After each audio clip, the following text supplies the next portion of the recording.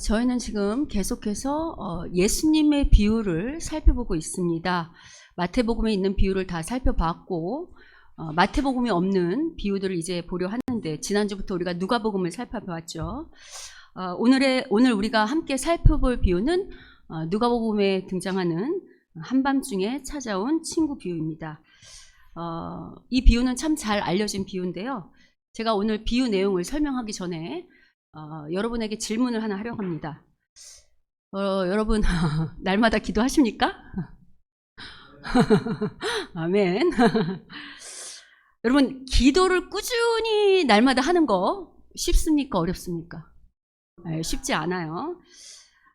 물론 이제 좀 영적으로 게으르거나 그 밖에 여러 일들로 기도를 못하는 분들도 있지만, 꾸준히 날마다 기도하는 분들도 기도가 어렵다고 느낄 때가 있어요.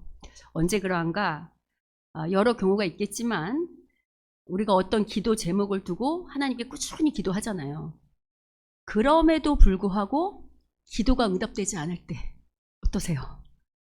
기도에 대한 회의가 오잖아요. 그죠? 내가 기도해도 하나님 들으시는 거 맞나? 기도하는 게 의미가 있을까? 라는 생각이 들어서 때로는 기도를 멈추기도 합니다. 이럴 때 보통 그동안 교회들이 뭐라고 말을 했냐면, 그래도 기도를 멈추지 말고 그 다음 뭐라고 말하죠? 네 소원이 혹은 당신의 기도 제목이 응답될 때까지 끈질기게 응답될 때까지 간청하며 기도하라고 말합니다. 여러분, 이런 얘기 들어보신 적 있으세요? 네. 그리고 이렇게 끈질기게 간청해서 하라고 기도하면서 예로 드는 본문 중에 하나가 바로 오늘 우리가 살펴보려고 하는 한밤중에 찾아온 친구 비유입니다.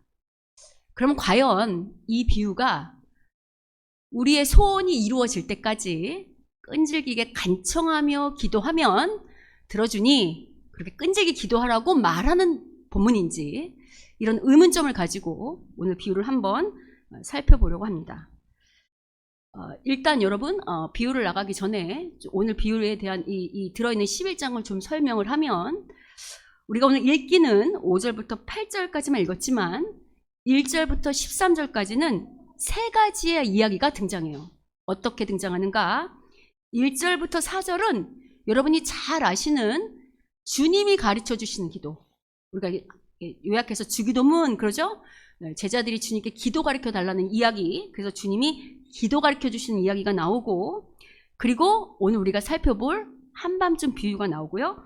그 다음에 9절부터 13절은 또 우리가 잘 알고 있는 구하라 그리하면 찾을 것이요 너 찾으라 그러면 찾아낼 것이라는, 역시 기도에 관한 이야기를 하고 있어요.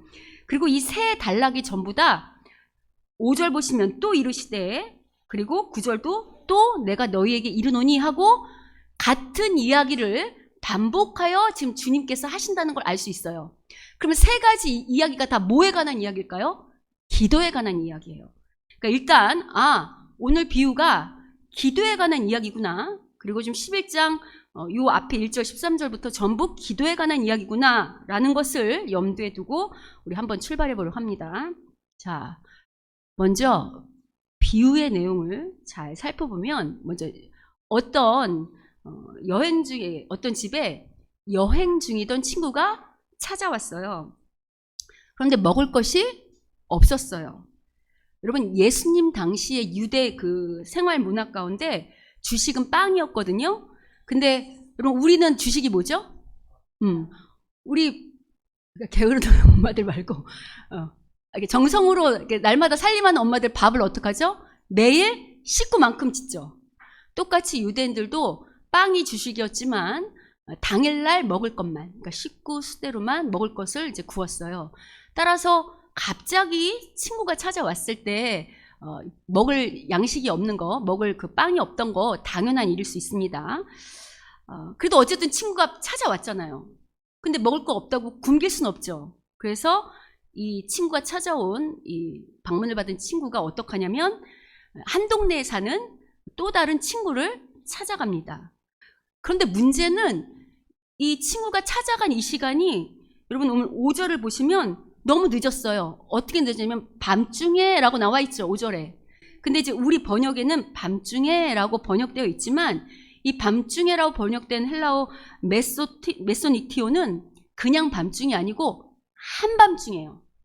그러니까 말하자면 그러니까 새벽 12시가 그쯤 혹은 더 이렇게 넘어간 그런 시간이에요. 여러분이 집주인이라고 생각해 보세요.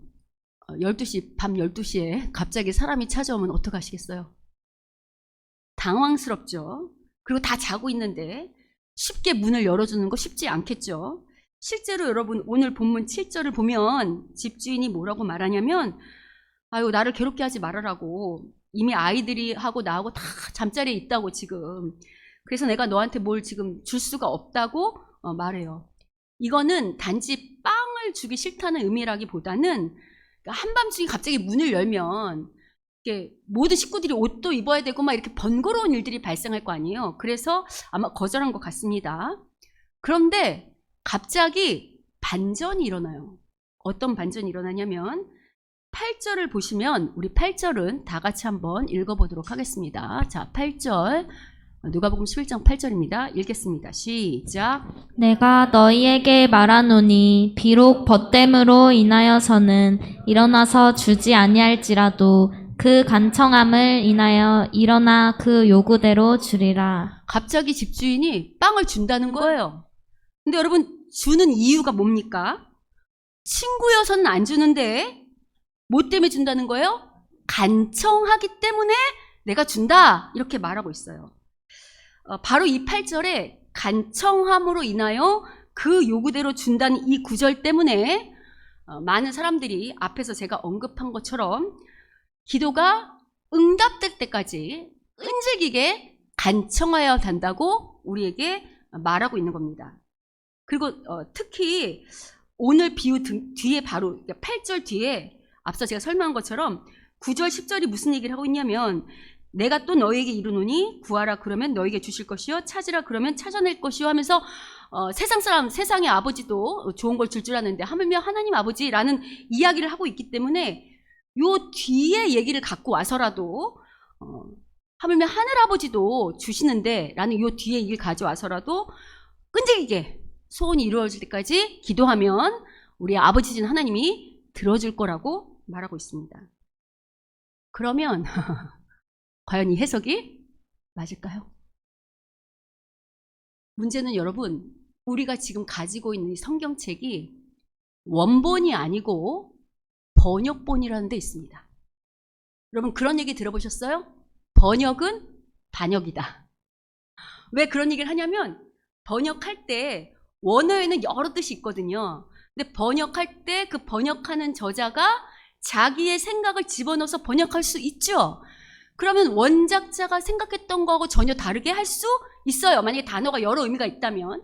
그래서 번역은 반역이다라고 하는데 오늘 이 본문도 마찬가지예요. 오늘 본문 8절이 바로 그런데 오늘 본문 8절에 간청함을 인하여 요구대로 준다고 했던 이 구절에서 간청함으로 번역된 헬라어는 아나이데아라는 거거든요. 여러분 이건 잘 몰라도 되는데 어쨌든 요 단어를 어떻게 해석할 거냐에 따라서 이 구절의 내용이 달라질 수 있습니다. 일단 요 간청으로 번역된 아나이데아는 신약성경 전체에서 요 딱 한 번 나와요. 오늘 본문에서 이 8절에서 원래 뜻은 간청함이 아니에요. 헬라어의 원래 뜻은 간청함이 아니고 어떤 뜻이냐면 부끄러움이 없는, 수치를 면하는 이런 뜻이에요. 그러면 왜 간청함으로 번역했을까라고 할 때 여러분 헬라어는 우리나라는 주어가 명확해요. 아버지, 뭐 나, 우리 이렇게 명확한데 헬라어는 문장이 길 때 이 동사로 주어를 따지거든요. 근데 이 동사로 주어를 따질 때 주어를 여러 개로 볼 수 있어요. 어떻게 주어를 해석하냐에 다른데 일단 간청함으로 해석했을 때는 주어를 누구로 봤냐면 그 한밤중에 찾아간 친구를 주어로 본 거예요. 그러니까 어떻게 해석하냐면 그러니까 한밤중에 빵 세 덩어리를 빌리러 갔잖아요. 그러니까 그 친구로 주어를 이해했을 때 지금 한밤중에 친구가 빌리러 갔는데 여러분 만약에 빈손으로 돌아가면 아까 간청함으로 번역된 그 단어가 아나이데어가 부끄러움이 없는, 수치를 면하는 이런 뜻이라고 했잖아요. 그럼 여러분 분손으로 돌아오면 부끄러워요, 안 부끄러워요? 부끄럽죠. 그러니까 이 한밤중에 찾아간 친구가 자기가 부끄러움을 당하지 않기 위해서라도, 수치를 당하지 않기 위해서라도 끝까지 거기서 달라고 했다는 거예요. 그래서 그런 의미를 놓아서 간청함으로 번역해 놓은 거예요. 이해되세요? 그런데 앞서 제가 말한 것처럼 이 헬라어 문장은 주어를 다르게 볼 수 있다 그랬죠. 만약에 주어를 한밤중에 찾아간 친구로 보지 않고 집주인으로 볼 수 있어요. 문법적으로 그렇게 볼 수 있거든요. 만약에 집주인으로 보면 전혀 다른 번역이 돼요. 어떻게 번역이 되는가? 이렇게 번역할 수 있습니다. 한번 번역본 보겠습니다. 자, 읽겠습니다. 다음 거. 자, 한번 보겠습니다. 한번 읽어보겠습니다. 시작. 그 집주인이 비록 벗됨으로 인하여서는 주지 아니할지라도 부끄러움과 수치를 당하지 않기 위하여 일어나 그 요구대로 주리라. 지금 제가 가로를 쳐놨죠. 이게 이제 주어를 집주인을 상징하면 보세요. 집주인이 벗됨으로 인하여서는 주지 않지만 그 집주인으로 주어를 하면 집주인이 부끄러움을 당하지 않기 위해서라도 혹은 수치를 당하지 않기 위해서라도 일어나서 그 요구대로 준다고도 번역할 수 있어요. 그러면 둘 다 번역이 가능하다고 할 때 이게 문법상 둘 다 맞으니까 어느 게 더 타당하냐라고 할 때 후자가 더 타당하다고 생각한 이유가 뭐냐면 당시 유대 관습을 생각해 보면 돼요. 여러분 언어라는 건 그 시대의 문화를 반영하잖아요. 그러면 당시 유대에 어떤 문화가 있었냐면 일단 예수님 당시의 여러 문헌들을 보면 예수님 당시의 친구 관계는 그냥 오늘날 우리 이런 친구가 아니고 아주 친밀함을 이렇게 정말 친밀함을 나누는 관계가 친구라고 말해요. 그렇게 친밀한 친구 관계는 그냥 이렇게 관계만 하는 게 아니라 물질도 서로 이렇게 상호 교환할 수 있고 사용할 수 있어요. 그래서 이런 과정에서 친구끼리 사욕을 추구하거나 이러면 친구가 아니에요. 그러니까 물질을 나누는 것 정도로 밀접한 관계가 있는 거를 친구라고 했고, 따라서 이제 한밤중에 이 친구를 찾아갔던 사람은 이런 관습을 생각했기 때문에 당연히 자기에게 줄 수 있을 만한 물질을 나눌 수 있을 만한 친구를 떠올리고 찾아간 것으로 볼 수 있어요. 그 중요한 거는 이런 친구 관계는 뭐랑 관련이 있냐면 자신의 평판과 명예와 관련이 있어요. 특별히 유대 당시, 예수님 당시 유대인들은 마치 우리나라 옛날 양반들이 뭐를 중요시 여겼죠? 명예. 그걸 다른 말로 명예를 중요하게 여긴 것처럼 이 당시 유대인들도 명예와 평판을 상당히 중요하게 여겼어요. 그래서 특히 이제 이 손님을 이제 맞이하는 이 관습이라고 할 때, 그럼 혹시 창세기를 떠올리면 아브라함이 나그네 환대했던 거 기억하세요? 그래 복받았던 거 기억하세요? 유대인들이 이걸 모를 리 없죠. 그래서 이들의 문화는 손님이 오면 환대할 뿐만 아니라 그게 어떤 개인의 일이 아니라 만약에 이 개인이 손님이 왔을 때 그 접대가 불충분하다면 마을 전체가 그 손님을 접대하는 것이 우리 마을의 평판과 명예와 관련이 있다고 생각했어요. 그러면 지금 잘 보세요. 오늘도 교회에 누가 한 사람 찾아왔을 때 아무도 없었던 어떤 한 사람이 그를 어떻게 대접하느냐가 우리 교회 평판이 되죠. 그런다고 할 때 이 집주인은 지금 만약에 제가 귀찮아서 빵을 안 주잖아요. 그럼 어떻게 되냐면 소문이 나겠죠. 평판, 친구들 사이에서 어떻게 소문날까요? 야, 그 친구 밤에 찾아갔는데 문도 안 열어주더라. 그렇게 말했는데 간절하게 요구했는데 모른 척하더라 하고 자신의 평판과 명예가 흠집이 나겠죠. 뿐만 아니라 그 마을에서도 소문이 아니 원래는 마을 전체가 도와줘야 되는데 안 도와줬단 말이야? 하면서 마을 전체에도 소문이 나쁘게 나겠죠. 그렇다고 할 때 어떤 번역이 더 타당하냐고 할 때 제가 여기 지금 보여드린 집주인이 비록 벗됨으로 인하여서 주지 않는다 할지라도 자기의 명예 때문에 자기가 이거 안 줬다가는 이 사람의 간청함을 떠나서 이걸 안 줬다가는 내가 지금 온 동네에 혹은 친구들 사이에 평판이 나빠질 거라는 것을 알고 부끄러움을 당하지 않기 위해서라도 요구대로 줬다는 번역이 더 타당하다고 볼 수 있다는 거예요. 선택은 여러분 자유입니다. 그런데 이렇게 번역하는 게 타당하다고 뒷받침하는 증거가 또 있어요. 어디에 있는가? 제가 오늘 요 비유를 말하는 앞뒤에 다 기도 이야기를 한다고 그랬죠. 요 비유를 가운데 두고 앞에는 무슨 기도가 있다고 그랬죠? 주님이 가르쳐 주시는 기도. 11장 1절에 보면 주님의 제자들이 예수님께 기도를 가르쳐 달라고 요청해요. 근데 여러분, 우리가 이미 잘 알고 있으니까 주님이 가르쳐 주시는 기도, 즉 주기도문의 핵심은 기도하는 방법을 말하는 걸까요? 아니면 기도의 본질을 말하는 걸까요? 그렇지. 특별히 여러분, 기도는 기독교인들만 할까요? 아니면 하나님을 안 믿는 다른 이방신을 믿는 사람들도 하는 행위일까요? 모든, 그렇죠. 그래서 여러분, 주기도문은 잘 보면 기도의 본질을 말할 뿐만 아니라 기독교인의 기도가 믿지 아니하는 이방신들에게 기도하는 기도와 뭐가 다른지도 말해주고 있어요. 다시, 주님이 가르쳐 주시는 주기도에는 우리 기도의 본질뿐만 아니라 기독교인이 하는 주님께 드리는 기도와 일반 세상 사람들이 자신들이 우상들에게 하는 기도와 뭐가 차이가 있는지를 잘 말해주고 있다고요. 무슨 차이가 있는가? 먼저 이 세상의 우상에게 미신에게 기도하는데 강조는 어디에 강조점이 있냐면 사람한테 있어요. 사람의 열심과 정성을 강조하죠. 그래서 우상한테 드리는 기도도 다 이 사람이 얼마만큼 열심을 다하는가, 얼마만큼 정성을 다하는가를 강조한다고요. 실제로 여러분, 우리 조상들만 봐도 예를 들어서 아들을 낳고 싶다. 그럼 보통 어떡하죠? 아주 새벽에 일찍 일어나야 돼. 그냥 늦게 일어나면 안 돼. 새벽에 일찍 온 정성을 내서 그냥 일찍만 일어나면 안 되고 어떻게 되죠? 목욕제기 하고 아주 깨끗하게 하고 그리고 어떻게 해야 되죠? 떠놓고 정말 온 마음과 정성을 다해서 비나이다를 해야 돼요. 그리고 거기서 안 되면 용하다는 데를 다 찾아다니면서 아들을 낳을 때까지 모든 열심과 정성을 다 들여야 되는 거 아시죠? 어쩌면 이런 세상적인 관습이 몸에 들어와서 이런 타락한 이 미신의 기도가 들어와서 우리도 우리의 소원이 이루어질 때까지 정말 끈질기게 간청하여 기도해야 된다고 하는 건지도 모르겠습니다. 물론 여러분, 우리의 기도는 날마다 지속적으로 계속돼야 되는 건 맞습니다. 그러나 우리가 이미 아는 것처럼 여러분, 기도가 나의 소원을 관철시키는 건가요? 아니면 하나님의 뜻을 구하는 건가요? 그렇지. 물론 우리가 우리의 필요를 구할 수 있고 우리의 소원을 아뢰 수 있어요. 그러나 모든 소원을 아뢰지만 정작 기도를 깊이 하면 내 소원은 아뢰지만 누구의 뜻을 구하죠? 하나님의 뜻을 구해요.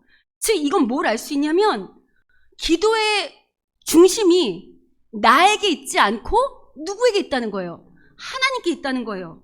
이거는 주기도문에도 잘 나타나요. 여러분, 주기도문 안의 핵심이 뭐냐면 하나님의 뜻을 구하고 그 뜻이 어디에? 이 땅에 이루어지는 기도를 하는 거잖아요.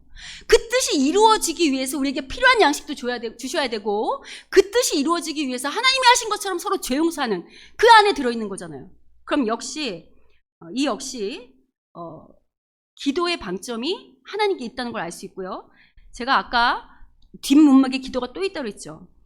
요 본문의 비유 다음에서도 말하고 있는데 11장 9절 10절은 같이 한번 읽어볼게요. 자, 9절 10절 읽어보도록 하겠습니다. 자, 읽겠습니다. 시작. 내가 또 너희에게 이르노니 구하라 그러면 너희에게 주실 것이요 찾으라 그러면 찾아낼 것이요 문을 두드리라 그러면 너희에게 열릴 것이니 구하는 이마다 받을 것이요 찾는 이는 찾아낼 것이요 두드리는 이에게는 열릴 것이니라. 이 구절도 우리가 끈질기게 원하면 받을 수 있다는 말로 많이 인용되긴 하지만 여기서 여러분 찾으라 찾아낼 것이요 라는 이 동사 헬라어 동사는 제테오인데요. 이 원래는 찾는다는 게 아니라 무슨 뜻이 여기 원래 원뜻이냐면 어떤 중요한 가치를 이렇게 찾아나가는 걸 말하는 거예요. 그러니까 어떤 중요한 가치를 따라가는 거를 찾는다고 말해요. 그럼 여러분, 우리가 세상 사람일 때는 세상의 욕심을 따라 어떤 걸 찾겠지만 예수님을 믿은 다음에는 어떤 가치를 찾아갈까요? 중요한 가치를. 세상적인 가치를 찾아갈까요? 아니면 하나님 나라 가치를 찾아갈까요? 그러면 우리가 처음에는 우리의 소원대로 기도할 수 있을지 모르겠지만 이 역시 우리가 구하고 찾는 것이 누구의 뜻을 구하고 찾는 대로 나아가게 될까요? 하나님의 뜻을 구하고 찾는 데.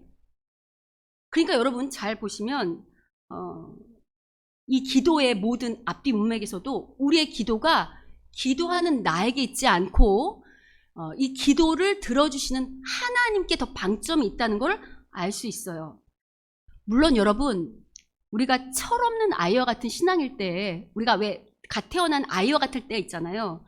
그러면 그때는 우리가 원하는 거 또 떼쓰는 거 막 구해도 주실 수도 있어요. 왜 그러냐면 우리가 갓난아기도 처음 태어나면 우는 애 젖 주는 것처럼 아이를 키워야 되니까 젖을 주는 것처럼 하나님 아버지, 우리 아버지 되시는 하나님 역시 우리의 신앙을 키우기 위해서 마치 젖을 주시는 것처럼 우리의 소원과 어떤 이 떼쓰는 것들을 응답하실 수도 있어요. 그러나 시간이 계속 지나도 갓난아이의 상태에 머무른다면 그걸 뭐라고 할까요? 안 자라면 신앙의 미숙아 혹은 신앙의 장애인이 될 거예요. 그렇죠? 정상적인 신앙인이라면 시간이 자라면서 우리의 영도 자라고 성숙하죠. 그러면 정말 찾고 구해야 되는 것이 내 소원이나 내 기도 제목이 아니라 하나님의 뜻을 찾고 구해야 된다는 것을 알게 되겠죠. 그럼 여러분이 저한테 이렇게 말씀하실 수 있어요. 아니 그럼 우리의 필요는 구하지 말라는 말입니까? 아니요. 앞서서 주기도문에서 분명히 필요를 구하라고 했으니 필요를 구하는 게 맞죠.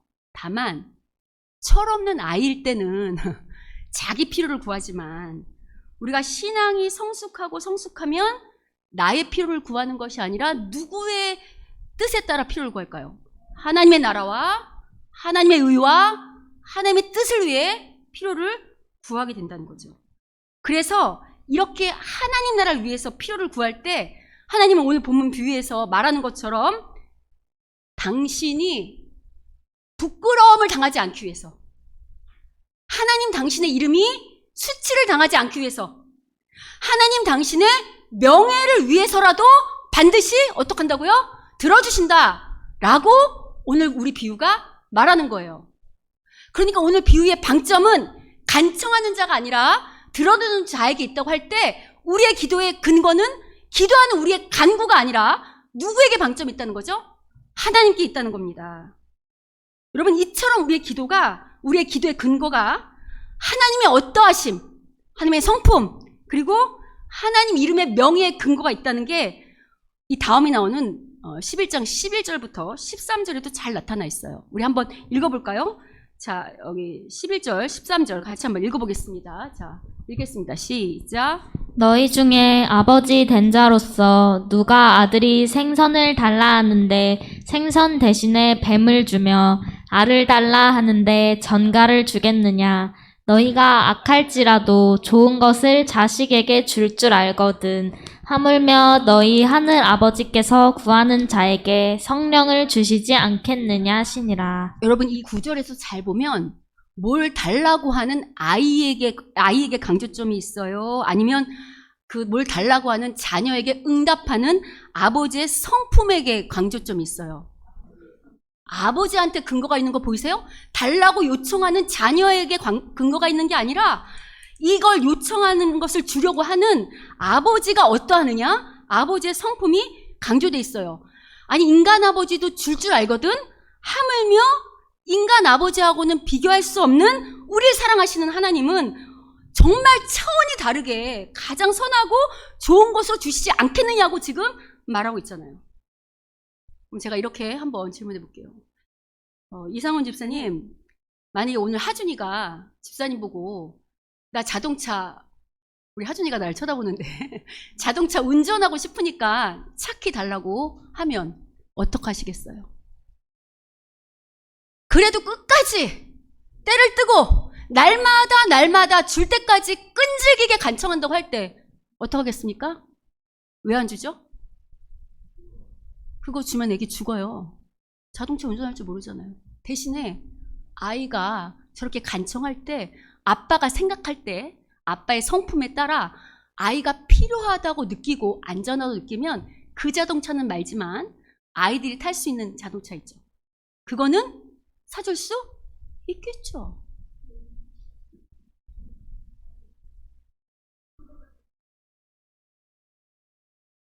그러니까 여러분, 오늘 11장의 모든 비유가, 모든 기도에 관한 이유가 뭐라고 말하냐면, 우리보다 우리를 더 잘하시고, 우리보다 우리의 필요를 더 잘하시는 하나님께서, 어느 것이 우리에게 가장 좋은 것인지를 너무도 잘하시는 하나님께서 아이의 뜻보다 아버지를 극진히 사랑하는 아버지의 뜻이 중요한, 그것을 강조하면서 그 아버지의 성품을 따라 우리의 필요를 가장 좋은 것으로 채우신다고 말하고 있는 거예요. 그러면 이처럼 우리 아버지 되신 하나님은 우리에게 필요한 것이 무엇인지 우리보다 더 잘 아시고 날마다 공급하시는 분입니다. 이걸 알고 이걸 토대로 기도하는 것이 기도의 본질이고, 우리의 기도를 들으시는 하나님이 어떠신지 알고 기도하는 겁니다. 여러분, 실제로 우리보다 우리의 필요를 더 잘하시고 채우시는 하나님이라는 것을 오늘 본문 비유가 또 말하고 있어요. 여러분, 오늘 본문 8절 후반절을 보시면 이렇게 나와 있어요. 8절의 후반절 보시면 그 간청함이 인하여 일어나 그 요구대로 주리라, 이렇게 말하고 있어요. 이 요구대로 준다는 이 번역도 별로 좋은 번역이 아니에요. 왜냐하면 요구대로 준다고 하면 이 한밤중에 찾아왔던 친구가 구했던 건 뭐죠? 빵 3덩이예요. 그럼 요구대로 주면 얼만큼만 주게 되냐면 빵 3덩이죠. 근데 여러분, 이 요구대로 주리라는 번역되는 요구는 헬라어 크레존데, 이게 원래 본 뜻은 뭐냐면 필요를 따라 준다는 거예요. 그러면 목사님, 요구대로 준다는 것과 필요를 따라 준다는 게 뭐가 차이가 있습니까? 라고 할 때 아까 여러분이 대답한 것처럼 요구대로면 빵 3덩이만 주겠죠. 그런데 여러분, 막상 친구가 왔으면 급하니까 빵 3덩이만 달라고 했지만 막상 친구를 다 대접하려면 우유도 있으면 더 좋고 과일도 있으면 좋겠죠. 막상 친구 집에 들어갔는데 친구한테 빵만 3덩이만 구했지만 이 친구가 볼 때 빵 3덩이 갖고는 친구를 어떻게 대접하겠냐, 네 필요가 뭐냐, 우유도 필요하지 않냐, 사과도 필요하지 않냐, 과일도 필요하지 않냐 하고 필요대로 줄 수 있다는 거예요. 이게 오늘 비유가 아까 말한 것처럼 하나님께 방점이 있을 때, 집진액이 있을 때 우리에게 경험하시는, 우리에게 일하시는 하나님과 비추어도 훨씬 맞아떨어지는 해석이죠. 안 그런가요? 여러분 어떠세요? 인생을 한번 돌아보세요. 여러분, 하나님께서 우리가 요구한 것만 주셨어요? 잘 돌아보세요. 다시 한번 시간 드릴 테니까 한번 내 인생을 돌아보세요. 하나님이 내가 요구하신 것만 주셨는가? 아니요. 내가 미처 구하지 않은 것까지도, 내가 미처 기도하지 않은 것까지도, 내가 미처 생각하지 못한 것까지도 미리 아시고 우리의 기대와 우리 요구를 뛰어넘어 책임지시고 돌보신 하나님이라는 거, 우리가 산증인이잖아요. 여러분, 이분이 바로 우리가 믿는 하나님 아버지고 우리의 기도를 들으시는 하나님이십니다. 이럴 때는 아멘 좀 크게 나와야죠. 다시, 이분이 우리가 믿는 하나님이시고 우리의 기도를 들으시는 아버지십니다. 아멘. 여러분, 지금 하나님은 당신의 자녀가 구한 것만이 아니라 필요를 따라 그 이상으로 주시는 하나님이라고 할 때, 그렇다면 한 걸음 더 나가서 만약 우리가 하나님 나라와 의를 구하며 정말 하나님 나라를 위해서 자신의 인생을 걸고 뜻을 구하는 자녀라면 어떻게 대접하실까요? 더 귀하게 대접하시겠죠. 그렇다고 할 때 여러분, 우리가 그 얘기 많이 하잖아요. 먼저 그 나라와 의를 구해라, 그리하면 이 모든 것을 더해 주신다라고 할 때 그럼 먼저 그 나라와 의를 구한다는 말 속에는 어떤 의미가 함유되어 있을까요? 여러분, 먼저 그 나라와 의를 구한다는 말은 여러 가지 의미가 들어있겠지만 그 중에 중요한 거 하나가 우리가 하나님의 뜻대로 사는, 그리고 우리 안에 성령님 계셔서 하나님을 대신하여 사는 자들이잖아요. 그럼 우리의 삶 속에서 누구를 나타내죠? 하나님을 증거한다고 할 때 우리가 어떻게 사냐면요, 하나님이 당신의 명예를 중요하게 여긴다는 걸 우리가 알았잖아요. 그러면 하나님의 이름이 더럽혀지지 아니하도록, 하나님의 부끄러움을 당하지 않도록, 나 때문에 하나님의 명예가 더럽혀지지 않도록 사는 자녀가 된다는 말이 하나님 나라와 의를 구한다는 말 속에 포함되어 있는 거예요. 그래서 여러분, 비록 내가 힘들고 어려워도 세상은 슬쩍 뇌물도 받고 슬쩍 불법도 저지르고 슬쩍 거짓말도 하고 슬쩍 여러 가지 불법의 죄를 저지르겠지만, 내가 우리 지난번에 태호한테, 태호 꿈이 공무원이라 절대 뇌물 받으면 안 된다, 먹으면 죽는다 라고 미리 가르쳤지만, 예수 믿는 사람은 단순히 죄라서가 아니라 내 이 어깨 위에, 내 얼굴 위에, 내 전이 끝 가운데 하나님의 명예가 걸머져 있다는 걸 생각하고 그 이름을 위하여 살도록 힘쓰고 결단하는 것이 바로 하나님의 나라와 의를 구한다는 겁니다. 여러분, 이렇게 살려고 몸부림치는 당신의 백성들을 어떻게 하나님이 외면하시겠습니까? 이런 자들에게 가장 좋은 곳으로, 가장 귀한 곳으로 채워주시는 것 당연한 것 아닐까요? 그러니 여러분, 이제라도 우리 하나님의 하나님 되심을 믿고 우리에게 가장 좋은 곳으로, 우리의 요구가 아닌 그 넘치도록 필요를 따라 미리 공급하시는 이 하나님을 믿고 이제부터라도 우리의 기도 제목과 내용을 바꿔봅시다. 늘 아이처럼 내 소원 왜 안 들어주시냐고, 소원 들어주실 때까지 끈질기게 기도하겠다고 떼쓰고 간청하는 자들이 아니라, 설사 내 뜻과 맞지 아니한다 할지라도, 설사 내가 바라는 것하고 맞지 않는다 할지라도, 설사 내가 원하는 것하고 맞지 않는다 할지라도 그것이 누구의 뜻이면, 하나님의 뜻이기만 하다면 하나님의 명예를 위해서 기꺼이 내 욕심과 내 소원을 내려놓는 그런 기도를 하는 우리 모두가 됐으면 좋겠습니다. 단순히 기도로 끝나는 게 아니라 그러면서 뭘 구해야 될까요? 하나님, 그렇게 살 수 있도록 힘과 능력을 달라고 기도하는 우리 모두가 되시기를 주님의 이름으로 축원합니다. 그럴 때 우리는 빵 3덩이만 구했지만 하나님께서 우리가 당신의 이름 때문에 부끄러움을 당하지 않기 위해 힘쓰고 애쓰는 당신의 자녀를 보시고, 하나님 역시 당신의 이름을 걸고 당신의 명예를 걸고 당신이 수치를 당하지 않기 위해서라도 우리에게 우리의 요구 그 이상을 공급하실 줄 믿습니다. 아멘. 바라기는 오늘 이 말씀 꼭 기억하시고 정말 하나님의 이름에 걸맞는 기도와 그런 삶을 삶으로 말미암아 정말 하나님 보시기에 좋은 우리 교회요, 하나님 보시기에 좋은 우리 모든 성도들이 되시기를 주님의 이름으로 축원합니다. 아멘.